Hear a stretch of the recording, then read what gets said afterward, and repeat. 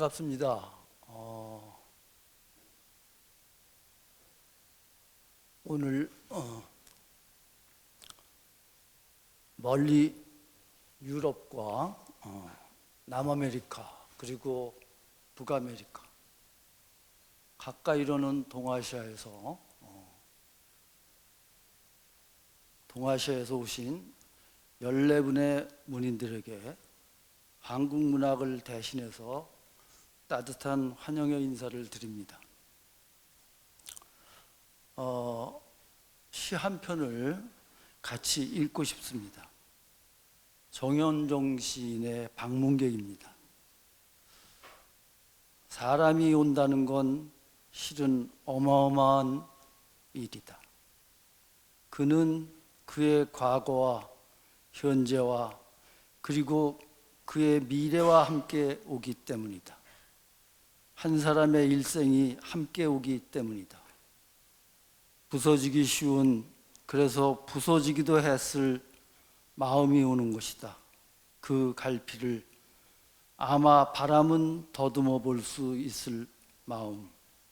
내 마음이 그런 마음을 흉내낸다면 필경 환대가 될 것이다.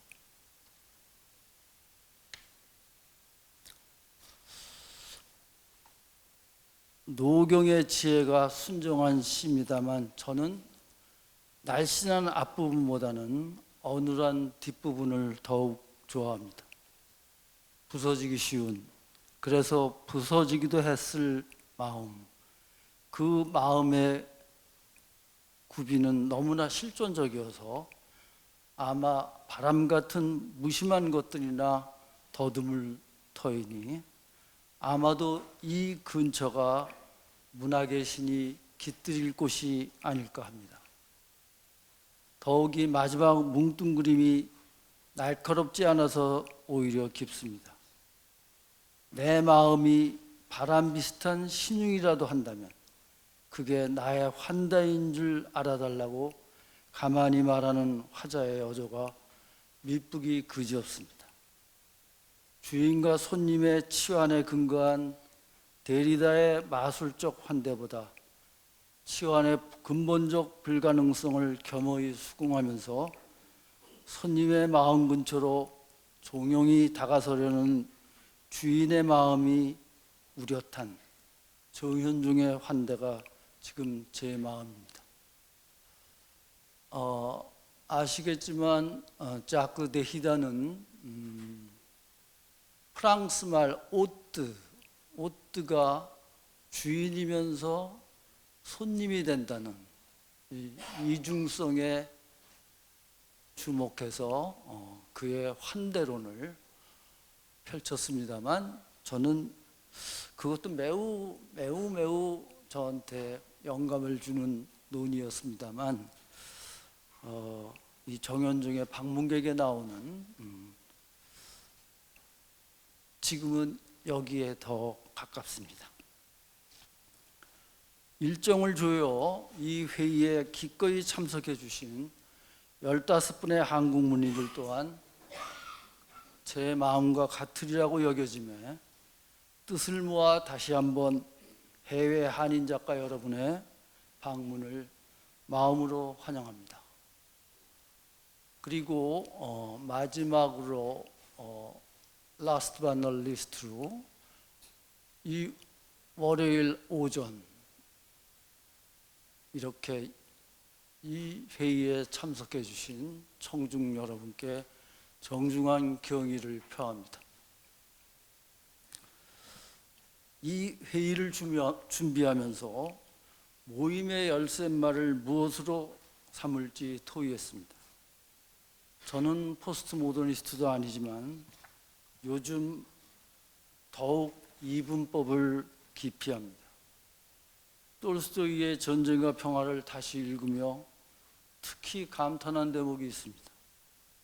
1812년 나폴레옹의 침공을 앞둔 러시아의 대응을 주인공 안드레이 볼콘스키 공작이 9당파로 정리하고 있습니다. 첫째, 국내로 깊숙이 퇴각하자는 바. 물론 퇴각했다가 나중에 반격하자는 거죠. 둘째, 즉각 폴란드로 진격하자는 파. 셋째, 퇴각파 진격파를 조화시키려는 중간파. 넷째, 프랑스군과의 전면적 강화를 주장하는 파 등등인데, 가장 흥미로운 집단은 가장 큰 집단인 제8의 당파입니다. 평화도, 전쟁도, 전진도, 방어도, 황제도 바라지 않고 오직 하나, 자기를 위해 최대의 이익과 만족을 바라는 사람들로 이루어진 이 파야말로 전쟁의 리얼리즘입니다. 그동안 한국 지식인 사회의 일각을 지배해온 척하와 주하의 이런 이분법이 속절없습니다. 이 상상된 두 극 사이에 얼마나 많은 토끼굴이 있을 것이겠습니까? 지배계급도 둘로 나누어지지 않을 것인데 인민에 이르러서는 말할 나위도 없을 터입니다. 이분법의 허구성을 폭로한 톨스토이의 관점은 인간의 자유의지의 총화는 절대로 일개 역사적인 인물의 행동에 표현되는 것은 아니다라는, 톨스토이는 정말 위대합니다. 그의 탈영주의에 연락되거니와 이분법은 역사의 바탕인 생활하는 민중을 가비하게 소화합니다. 이것이야말로 이분법 최대의 적폐일 겁니다. 저는 요즘 변증법이란 말도 되도록 사용하지 않으려고 노력합니다. 정태적인 이분법보다는 타자를 중시하는 듯 하고 나와 타자 사이의 운동도 발생하니까 역동적이라고 여겨지기도 하지만, 타방을 인정하는 듯 궁극적으로는 지향의 이름으로 부정함으로써 나의 무한 확장으로 떨어지고 나는 변증법은 이분법의 변종이기 십상이기 때문입니다. 한반도 분단 체제가 변경될 중대한 변곡점에 처해 있는 터라 더욱이 남과 북을 어떻게 조정해야 할까가 목하 쟁점입니다. 북이 남을 점령하거나 남이 북을 편입하는 전통적 이분법은 사실 6.25 전쟁 때 이미 그 불가능성이 폭로된 바 있습니다. 잠깐 6.25 전쟁을 생각해 봅시다. 처음에 북이 남침해서 남을 낙동강까지 밀어붙였습니다. 그러니까 말하자면 북의 무장 통일 노선이 거의 성공하는 듯 보였지만, 다시 유엔군이 인천 상륙작전을 감행함으로써 남이 유엔군과 대한민국 군대가 휴전선을 넘어 북으로, 38선을 넘어 북으로 진격했습니다. 이것은 남의 무장 통일이었습니다. 거의 압록강까지, 압록강 초산에서 압록강 물을 떠왔으니까 거의 성공할 뻔했습니다. 그러나 중국의 인민군이 다시 쳐들어오면서 결국 6.25 전쟁은 38선의 약간의 변경인 휴전선에서 결국 마무리되고 말았습니다. 이것은 바로 북에 의해서나 남에 의해서나 일방의 타방에 대한 압도는 한반도에서 불가능함을 보여줬습니다. 사실은 그때 이미 6.25 전쟁에서 한반도에서는 이 두 가능성이 없다는 게 밝혀진 겁니다. 왜 그러냐? 한반도를 둘러싼 4강, 미국, 중국, 러시아, 일본, 그 누구도 세계사적 결절점인 한반도가 남과 북 어느 일방의 타방에 대한 전일적 지배로 귀결되는 것을 허용하지 않았고 앞으로도 허용하지 않을 것이기 때문입니다. 동일성보다는 이질성의 존중이 선차적입니다. 서독의 동방정책, 오스트폴리틱이 선한 의도에도 불구하고 결국 동독을 흡수한 대로 귀결된 독일 통일의 교훈을 상기컨대 노태우 정부의 북방정책과 김대중 정부의 햇빛정책이 남북관계의 획기적 진전을 가져온 것을 높이 평가함에도 불구하고 이제는 다시 생각해야 할 시점입니다. 한반도에서는 무력 통일은 물론이고 흡수 통일도 거의 불가능입니다. 그 어느 쪽도 가능하지 않으며 남과 북은 평화 공존의 길, 곧 남북 연합으로 가는 길 이외에 방도가 없습니다. 남북 연합이란 영어로 말하면 컨페더레이션입니다. 흔히 국가연합이라고 하는데 이 국가연합이 페더레이션, 연방으로 가는 단계로 설정하는 사람들이 많습니다만 저는 꼭 연방으로 가지 않아도 컨페더레이션이라도 무방하다는 입장입니다. 이때 저에게 큰 영감을 준 게 바로 불교입니다. 하나도 아니지만 둘도 아니다. 불일불이. 하나도 아니지만 둘도 아니라는 불교적 깨달음이 종교롭습니다. 남과 북이 둘도 아니지만 하나도 아니라는 연기에 철할 때 그 연기에 철하는 것이 관건입니다. 잠깐만 좀 마시고.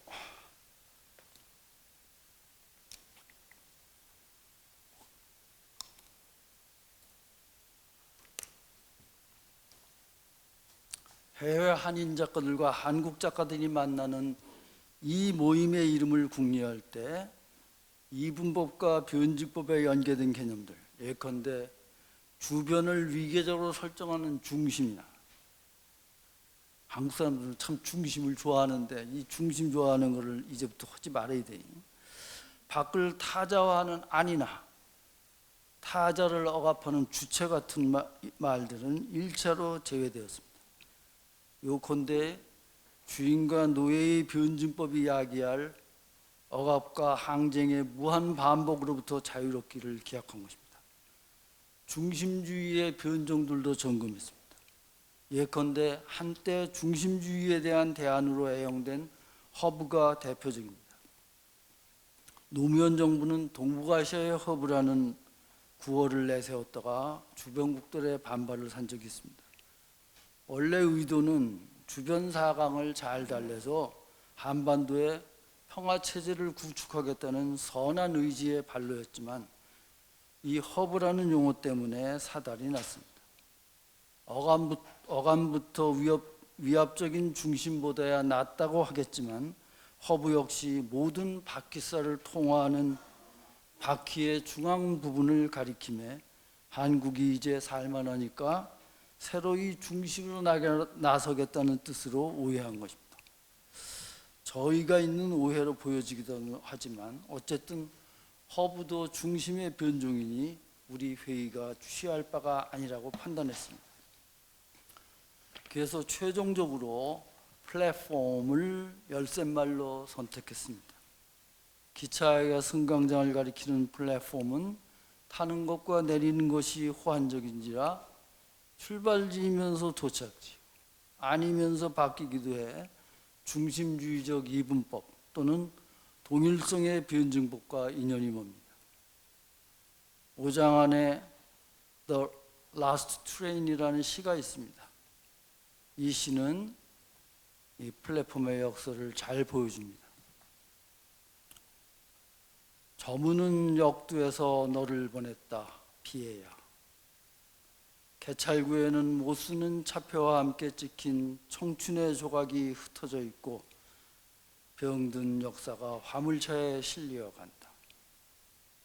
대합실에 남은 사람은 아직도 누길 기둘러 나는 이곳에서 카인을 만나면 목노하 울리라.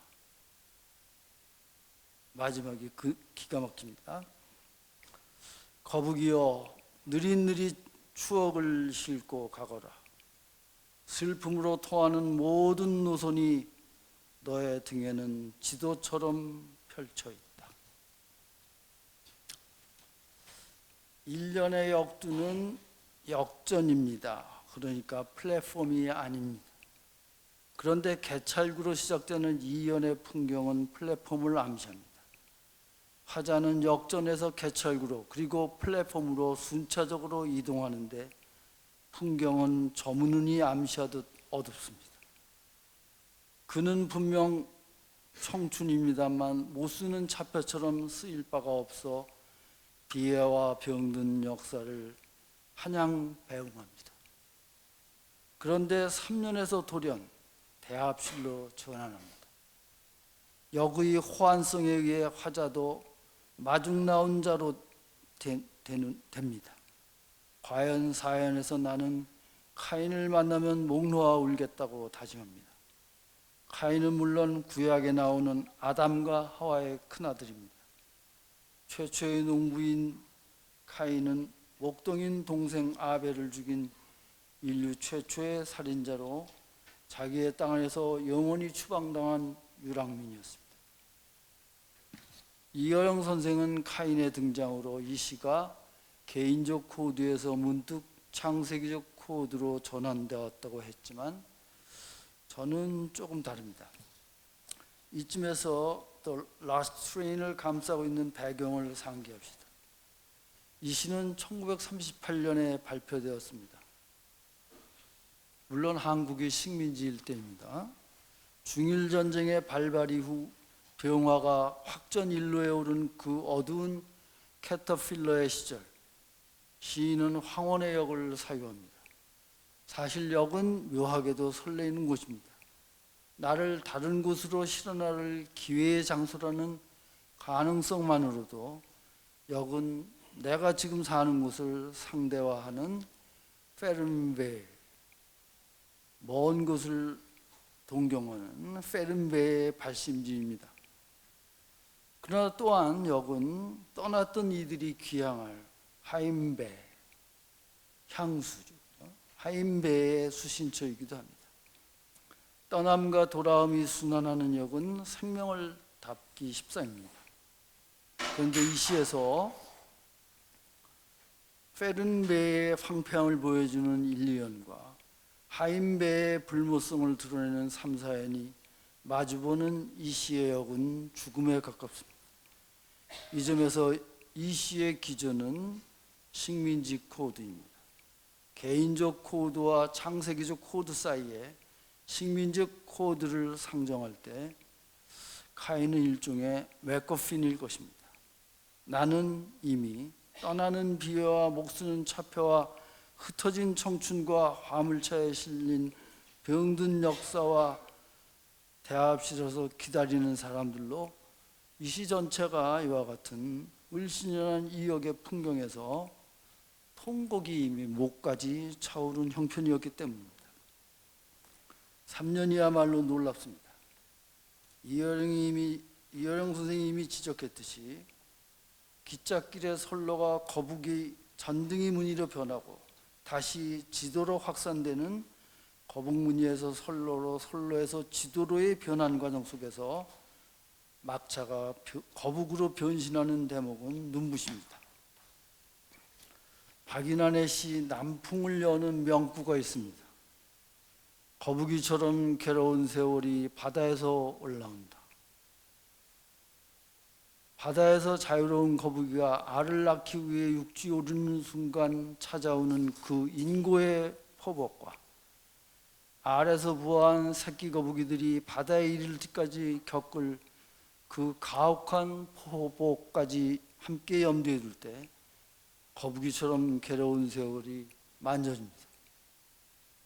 다시 돌아온 서양 제국주의자들의 위협 앞에 노출된 동남아시아 인민들의 곤경을 빌어 일본이 물러난 뒤를 이어 미국과 소련에 의해 점령된 한반도의 운명을 노래한 이 시에서 거북이는 살아있습니다.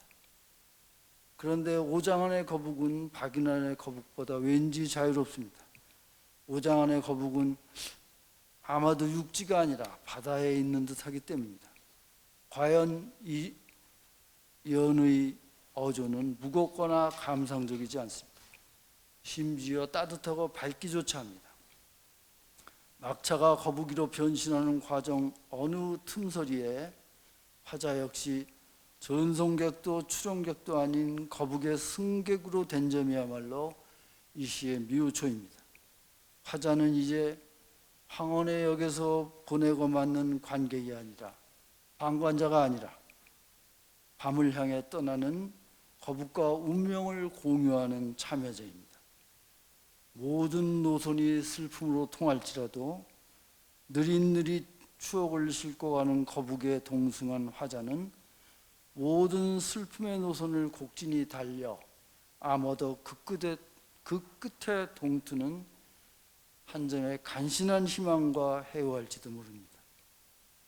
이때 카인은 이 시의 제목 더 라스트 트레인과 호응하면서 어떤 보편성으로 오르게 됩니다. 카인이 맥커핀이면서 맥커핀이 아니듯이 The Last Train도 막차이면서 막차가 아니게 되는 것입니다. 저는 이 자리에서 여러분의 문학이, 해외 한인의 문학이 한국 문학에 미칠 영향에 대해 자세히 논의하지 않겠습니다.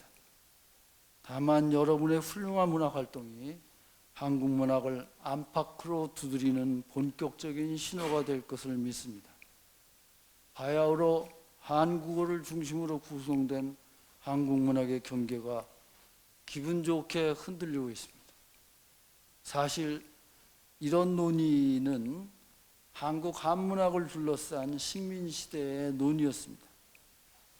철저한 성문주의를 주장한 춘원 같은 이도 없지 않았지만 한국 한문학이 한국 문학이냐 아니냐를 따지는 작업 자체가 이미 한국 한문학을 한국 문학으로 포괄하기 위한 양해의 비로소이었던 것입니다.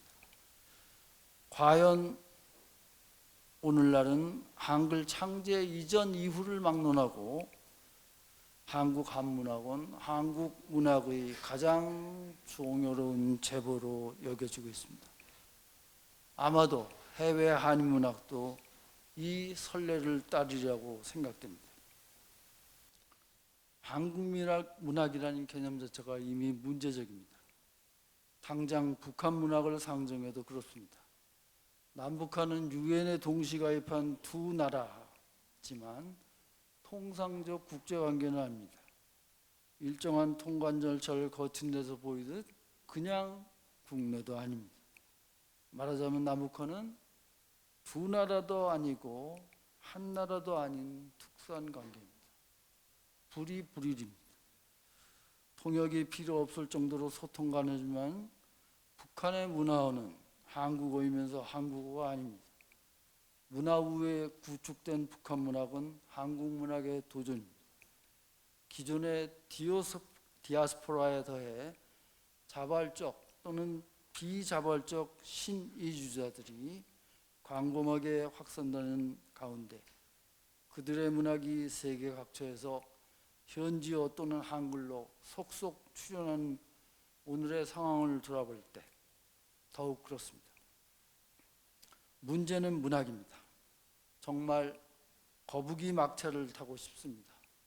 그 여정에서 여러분 한 분 한 분의 굴곡이 문학의 황홀한 연금술로 우리들의 영혼과 육체의 스파크로 빛나기를 기원합니다. 감사합니다.